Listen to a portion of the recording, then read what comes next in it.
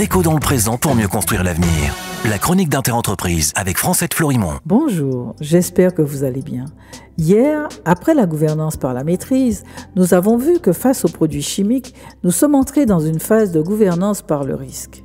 C'est à cette époque qu'a émergé le principe bénéfice-risque. C'est une doctrine qui vit bien encore aujourd'hui. De ce principe découle une pensée qui ne prétend plus une maîtrise totale des risques, mais qui propose un nouveau contrat social reposant sur la reconnaissance partielle des risques et sur de nouvelles procédures d'évaluation, de gestion et de réparation. Tout cela pour faire face au mécontentement des populations qui subissent dans leur chair le désagrément de ce trop-plein de chimie.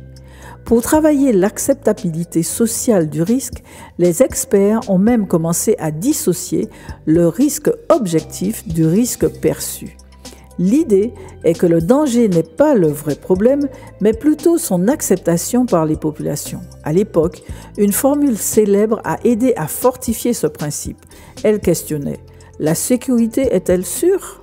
En clair, ce qui serait important est l'impression de sécurité, pas la sécurité elle-même.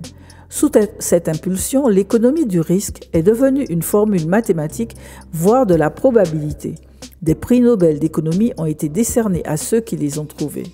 À ce stade, le paradigme psychosocial a été rajouté aux formules mathématiques, aboutissant d'une part au fait que les risques volontaires sont bien plus acceptés que les risques subis et qu'une activité n'est pas dangereuse si le risque qui lui est associé sont jugés acceptables. En résumé, plus la situation devient objectivement dangereuse pour l'être humain, plus le système se dote d'outils pour faire croire que si ce risque, même morbide, est accepté par la personne qui est confrontée, c'est qu'il n'y a pas de danger.